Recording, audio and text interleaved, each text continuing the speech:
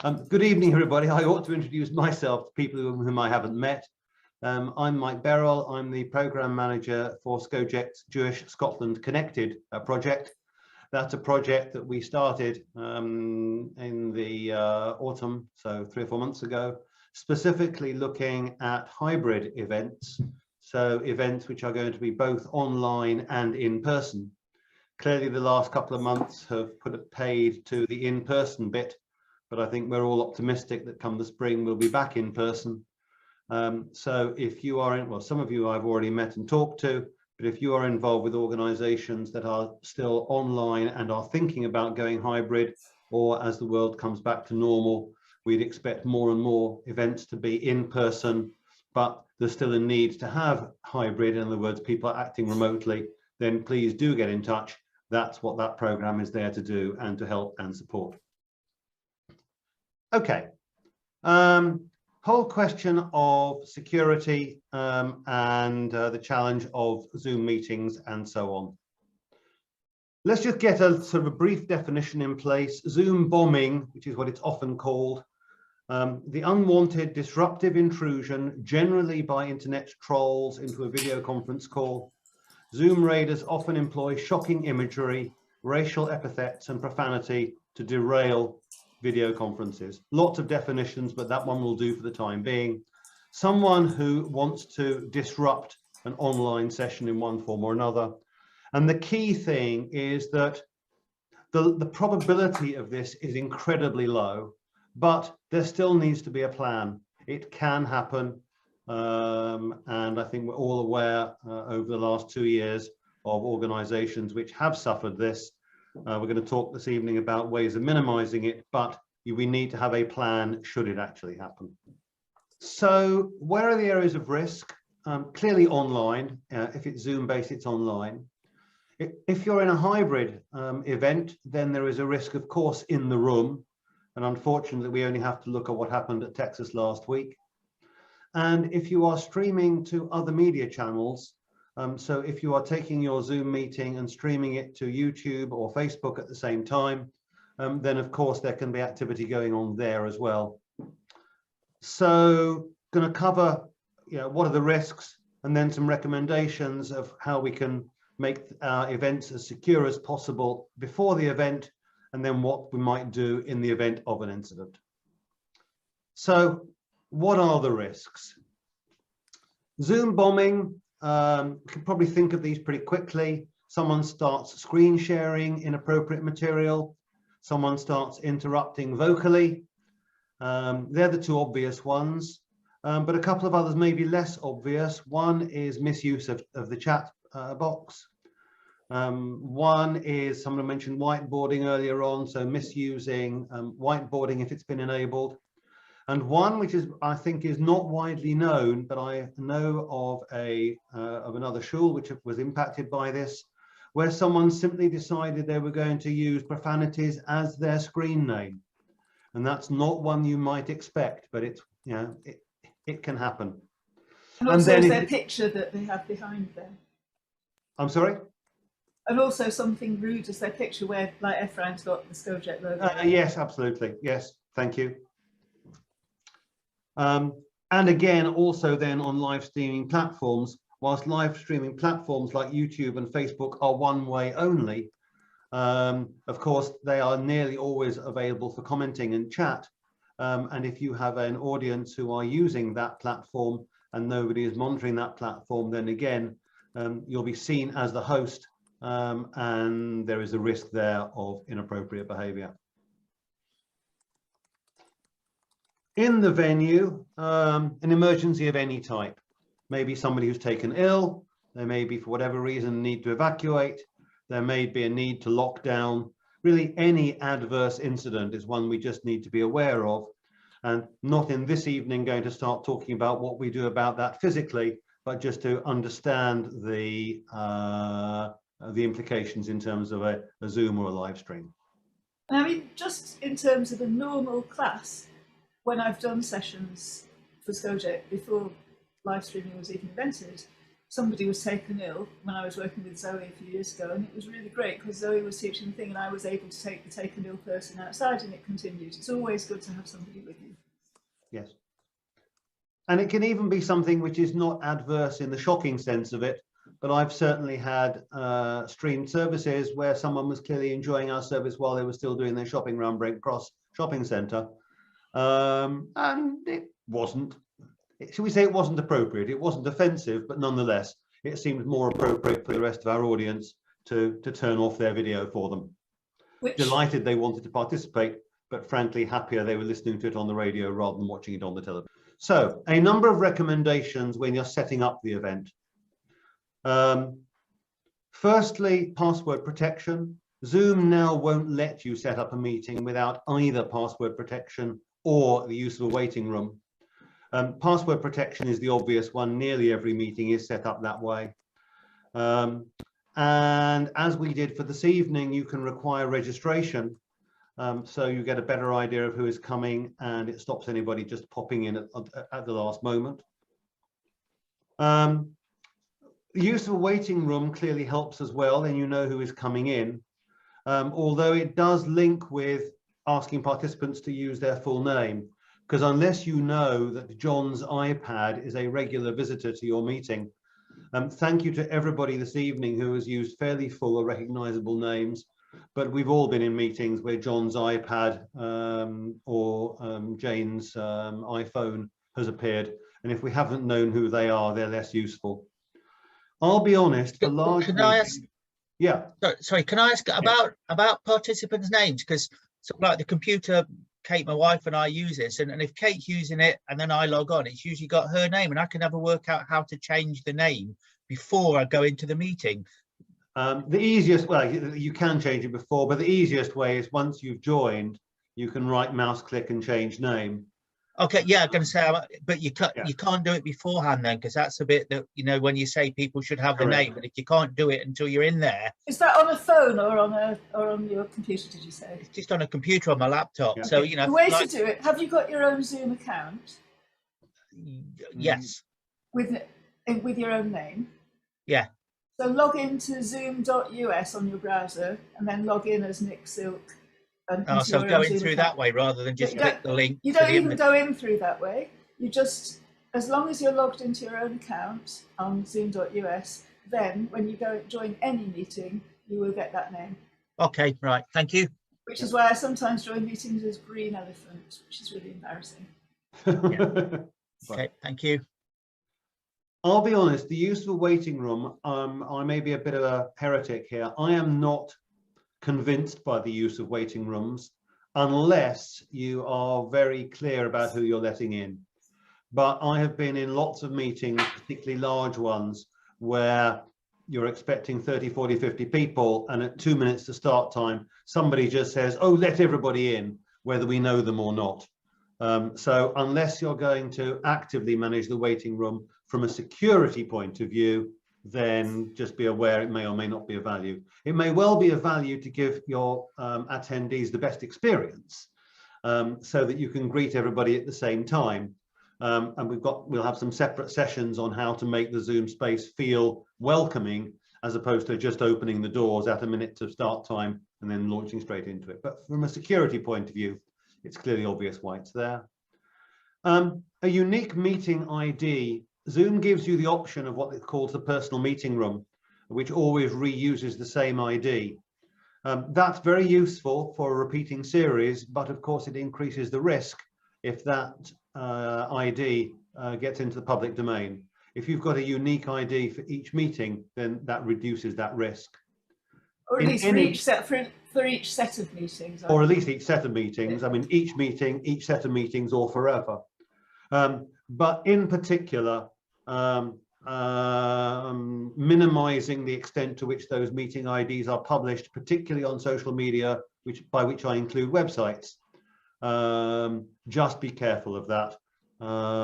Clearly, the more widely the meeting ID is known, the easier it is for someone you aren't expecting to come and join that event. In terms of meeting settings, there are a number of settings, and we will run a separate session covering a much broader set of settings. But from a security point of view, a number of at least your starter for 10. Only hosts should be able to screen share. Mute on entry may be helpful. It is a good idea to auto-save the chat. And the reason for that is that if there were an incident, that means you've actually got a record of it and you don't have to go away and explicitly save it yourself. We'll talk about evidence later on. And then there are there's another handful of settings which, again, from a security point of view, are worth doing. And incidentally, these are all settable within your Zoom account as defaults, so you don't have to set them by individual meeting. Once they're set, then all meetings will be set up that way. But it's unlikely that you're going to need, in most meetings, file transfer, remote control. You may or may not be using annotations on the whiteboard.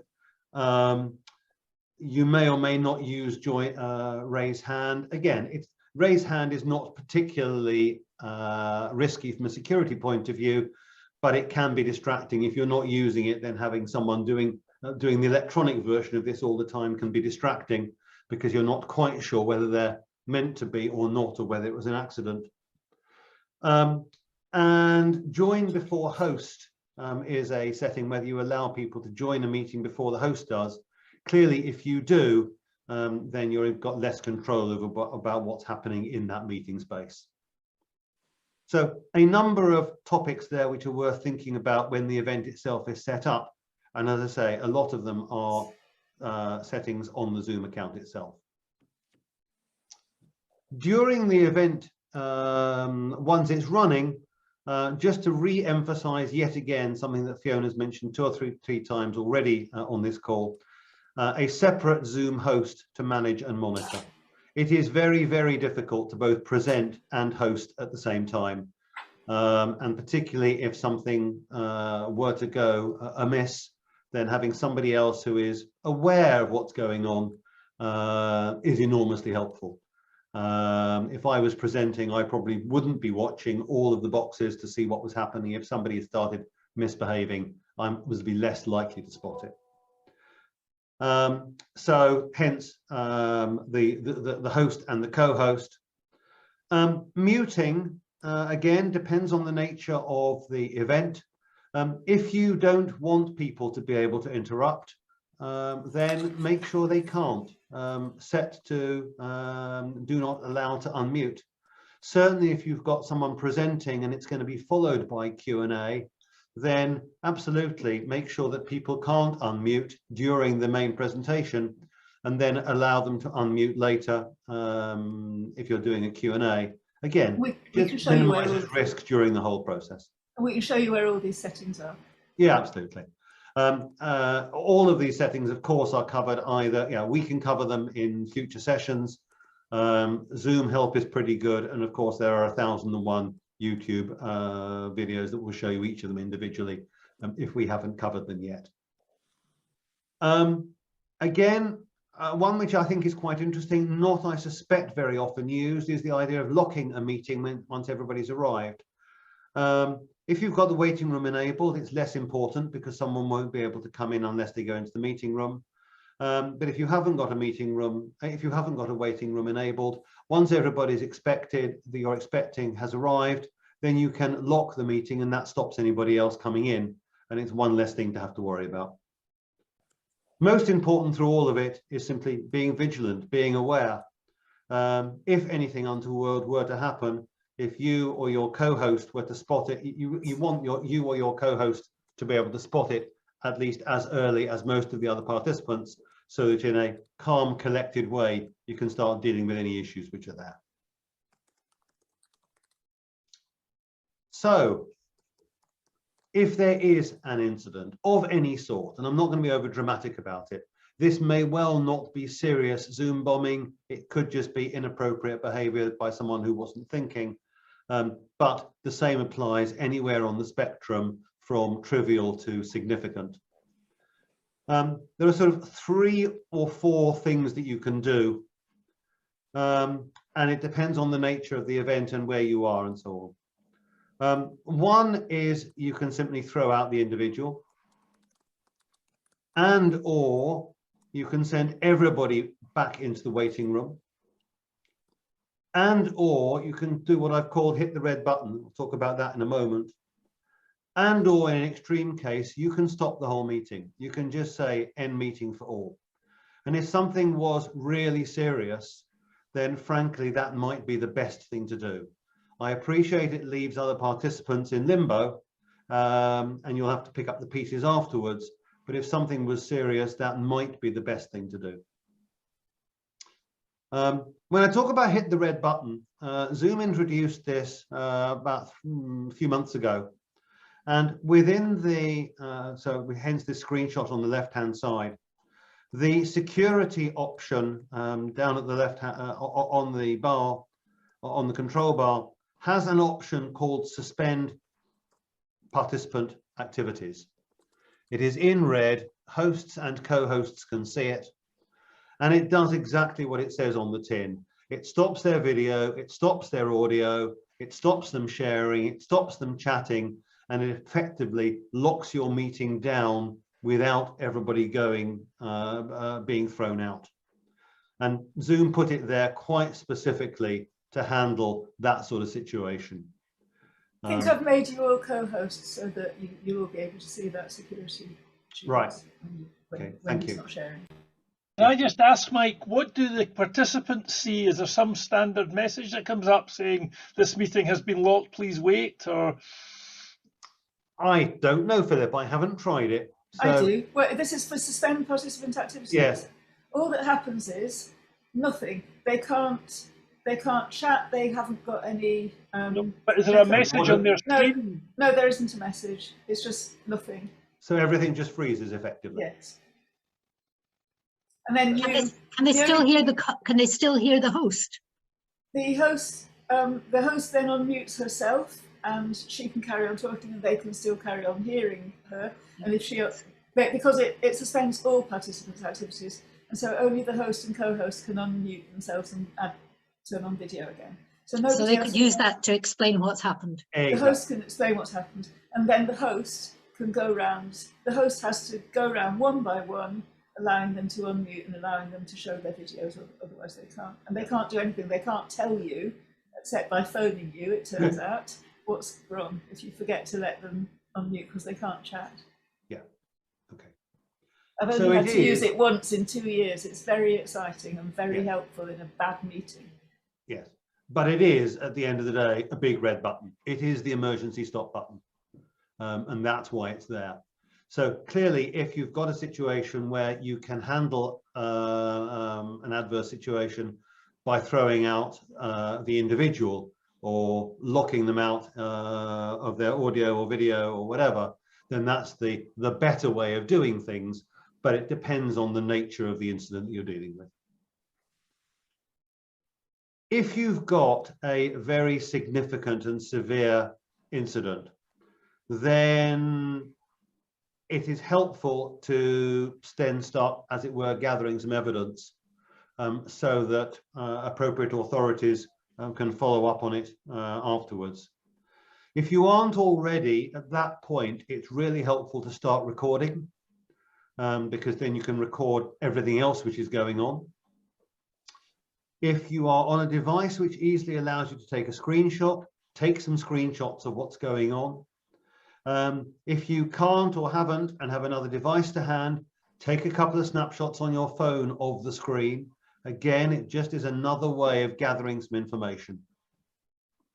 What you can do will depend partly if you are in a hybrid event, if you are in the room. If this is a hybrid event and there is an adverse incident happening within the room, the quickest might well be to end the meeting for all and then restart it and start recording. So if you had, worst case, an intruder, it would be really helpful to have some film of what's going on in future. Of course, Zoom will allow you to do that, but you don't want to do that in your main meeting because you'll have wanted to stop everybody else doing things. And the quickest way to start recording, because it's available to you, might be to end the meeting and then start recording again. And of course, that will then only be your host environment recording rather than everybody else. But it may be helpful. And that's so Mike's talking about if you're in the room, you can do that. If you're not in the room, you can't do that, because you would have to get the person in the room to log back onto the meeting that you start. Exactly. And of course, the person in the room might be panicked. We were discussing this about Saturday's events. The person in the room might be panicked and not able to think about anything like that. So in terms of evidence, you might just want to leave it running. Best thing, hope that there's somebody who's a co-host who will be putting everybody as fast as they possibly can into the waiting room to get them out of the room. Yeah. But the most important thing, of course, if you are in the room, stay safe. Keep yourself safe. Nobody, in that extreme case, nobody knows how they're going to react. Whether it's going to be a flee, or whether you're going to flee, whether you're going to be personally under attack or whatever. We're talking about extreme situations, and nobody knows how they will react. But at least if it's something that you have given a little bit of thought to, and you've got something in your armory that you know how you might be able to handle it, what the tools available to you are, then that's already well on the way to a plan. So immediately afterwards, what can you do? Preserve the evidence if you can. We've already talked a bit about that. But communicate carefully with your participants. Your participants will need to know what's happened and may be shocked. Depends again on the nature of the issue and the incident. So be aware of that. You'll need to decide whether to resume or abandon the meeting. You may need to offer support to those affected, either immediately or later. And if it's appropriate, report it to appropriate authorities, whether it's your own organization's hierarchy and or the CST, if it's an anti-Semitic incident. That's what those organizations are there for. I will circulate the slides so that you don't have to read all of this, but it's some quite useful stuff from an organization in the States called the Tufts University. And effectively what they're saying is about reacting to it afterwards. Recognize and acknowledge this has occurred. Hate speech, hate activities can traumatize, and we just need to be aware of it.